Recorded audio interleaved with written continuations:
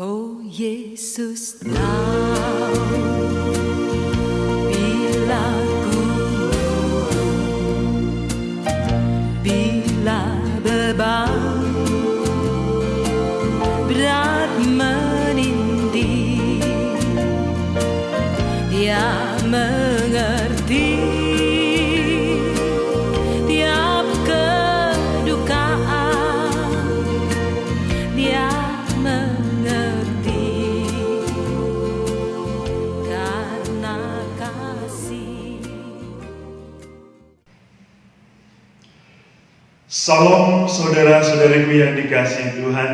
Salam jumpa kembali bersama saya dalam renungan santapan jiwaku. Semoga kita semua dalam keadaan sehat walafiat hari ini. Hari ini gereja secara khusus merayakan satu peristiwa besar dalam kehidupan gereja, yaitu Hari Raya Pentakosta. Hari Raya Pentakosta juga merupakan hari raya kelahiran gereja. Hari di mana seluruh umat Allah bersuka cita atas kelahiran ibu gereja, atas kelahiran cinta, iman, kebaktian, puji-pujian kita, dan teristimewa kita bersyukur bahwa pada hari raya Pentakosta Allah memenuhi janjinya untuk mengutus Roh Kudus hadir dalam kehidupan iman kita.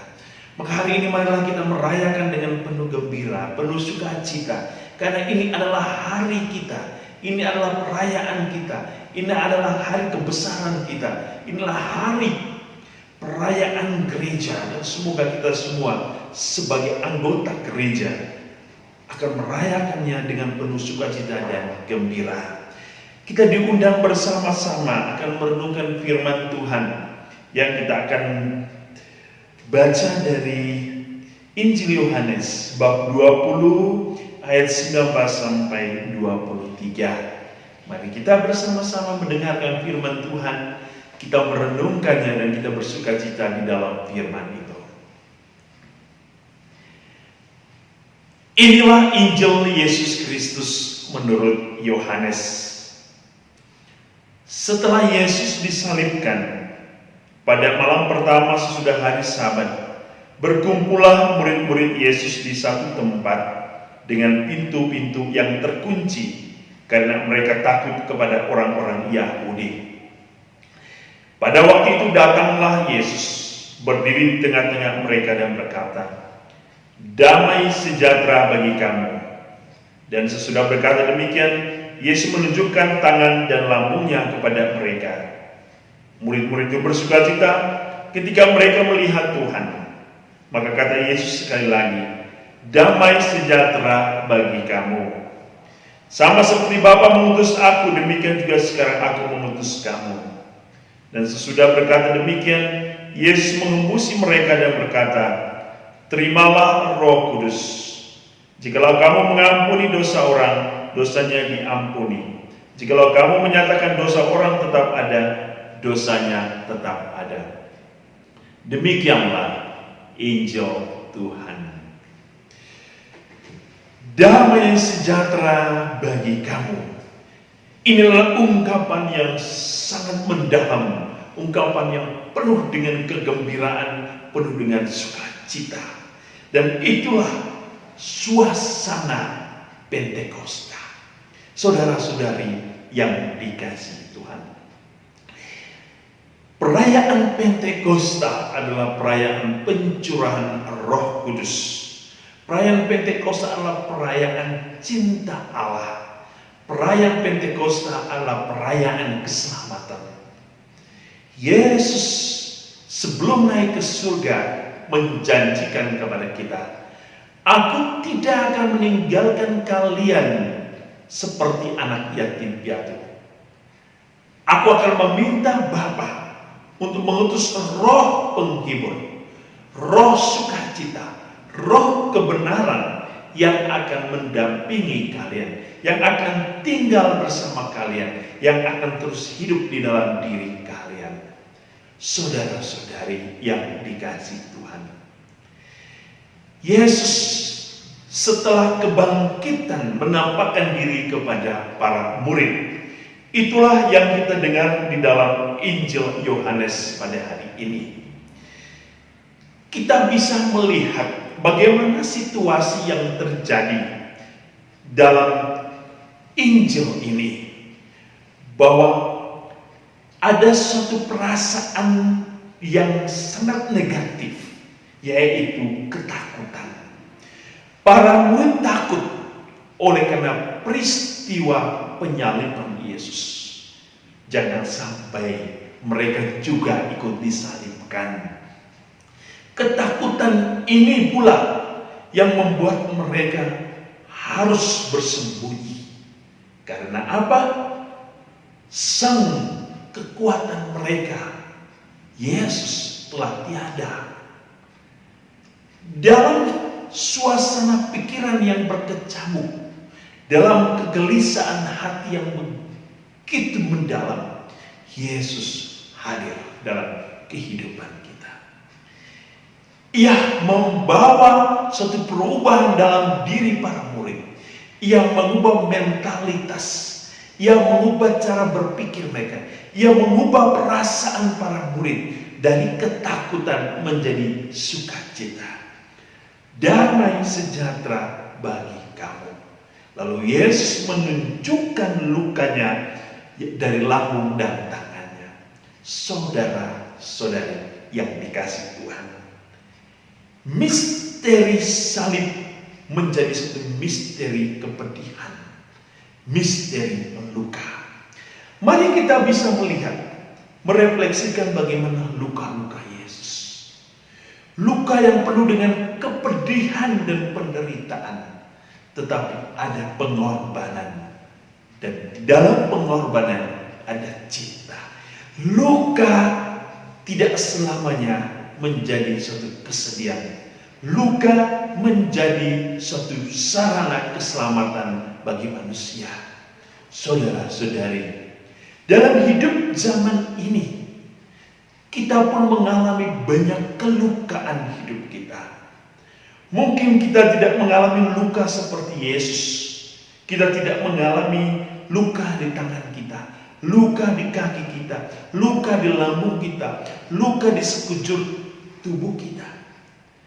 Tetapi saat ini kita mengalami banyak kelukaan-kelukaan moral, kelukaan-kelukaan kebajikan, kelukaan-kelukaan batin, kelukaan-kelukaan pikiran, dan banyak luka-luka yang terjadi dalam hidup manusia. Kita mengalami kelukaan batin oleh karena penderitaan, pencemoohan, penghinaan, atau mungkin persoalan dan permasalahan hidup.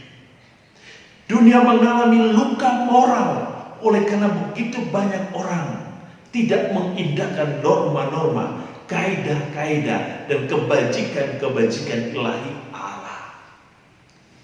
Provokator di mana-mana, teroris di mana-mana, narkoba di mana-mana, pembunuhan di mana-mana, pemerkosaan di mana-mana, ketidakadilan di mana-mana, peperangan di mana-mana, bahkan sama saudara sendiri pun terjadi penindasan dan pembunuhan. Ini adalah luka-luka yang kita alami dalam hidup ini. Bahkan di dalam gereja pun kita mengalami luka-luka penghinaan, pemfitnaan, pembakaran tempat-tempat ibadah, perusakan tempat-tempat ibadah. Ini bukan hanya menjadi luka moral, tetapi menjadi luka batin bagi para jemaat, para umat Allah. Dunia kita terluka oleh karena tindakan manusia. Lalu bagaimana kita menghadapi luka-luka ini? Bahwa ketika kita mengalami kecemasan, kekhawatiran, ketakutan, masih adakah jalan, masih adakah arah, masih adakah pemikiran manusia untuk datang kepada Yesus? Jikalau kita melihat Injil hari ini, membaca dan mendengarkan, dalam luka itu Yesus datang membawa kekuatan dan penyembuhan. Para murid yang takut disembuhkan mental dan psikologi mereka, mental dan kekuatan fisik hati jiwa mereka. Damai sejahtera bagimu. Damai yang dibawa Yesus bukan hanya damai sekedar damai, tetapi damai yang penuh kekuatan. Maka Yesus mengatakan, terimalah Roh Kudus. Saudara-saudara, inilah yang kita rayakan hari ini. Kita sudah melaksanakan novena Roh Kudus. Kita merenungkan bagaimana 7 karunia Roh Kudus. Dan kita tahu salah satu karunia Roh Kudus yang pertama adalah takut akan Allah. Takut akan Allah berarti kita dibuat untuk berani menghormati Allah. Dan takut untuk menghina keagungan ilahinya yang memisahkan kita dari kejahatan dan mendorong kita kepada kebaikan. Itulah yang Yesus bawa hari ini ketika mereka takut. Yesus hadir supaya mereka tetap mengarahkan hidup mereka, pandangan pikiran hati mereka kepada Allah dan memisahkan mereka dari kejahatan akan ketakutan dan mendorong para murid untuk maju dan hidup di dalam kebaikan. Saudara-saudari yang dikasihi Tuhan, damai Yesus bukan hanya damai biasa, tetapi damai yang membawa kesejahteraan. Damai yang menuntun kita kepada terang Allah dan kesatuan dengan Allah. Oleh karena itu saudara-saudari, untuk memahami karunia Roh Kudus, kita harus melihat bagaimana hubungan kebajikan ilahi dalam hubungan dengan kebajikan pokok. Ini harus kita tahu. Kebajikan pokok adalah kebajikan manusia yang merupakan pokok kehidupan moral, seperti kebijaksanaan, keadilan, keberanian, penguasaan diri. Ini semua adalah milik manusia. Dan manusia, karena ini adalah kebijakan pokok kehidupan moral, ini harus menjadi perhatian kita supaya kita dimampukan menyembuhkan luka-luka itu. Dan kebajikan-kebajikan manusia ini itu berakar kepada kebajikan ilahi. Dan kebajikan ilahi adalah kebajikan Allah yang berasal dari Allah, yaitu iman, pengharapan, dan kasih. Kebajikan ilahi memungkinkan seseorang mengambil bagian dalam kodrat ilahi Allah. Karena Allah menjadi asal, menjadi sebab dan tujuan hidup kita. Sehingga saudara-saudari, inilah cara yang dilakukan Allah untuk senantiasa memberikan kekuatan bagi manusia agar manusia mencapai tujuan surga. Dalam bacaan pertama kita mendengar hari ini bagaimana Allah mencurahkan lidah-lidah api, roh ke dalam diri manusia. Dan dalam bacaan kedua berbicara bahwa sebagai orang yang telah dibaptis, kita harus hidup menurut tuntunan roh. Kita harus hidup di dalam roh. Kita harus hidup sesuai dengan kehendak roh. Apa tujuan roh Allah di dalam hidup kita?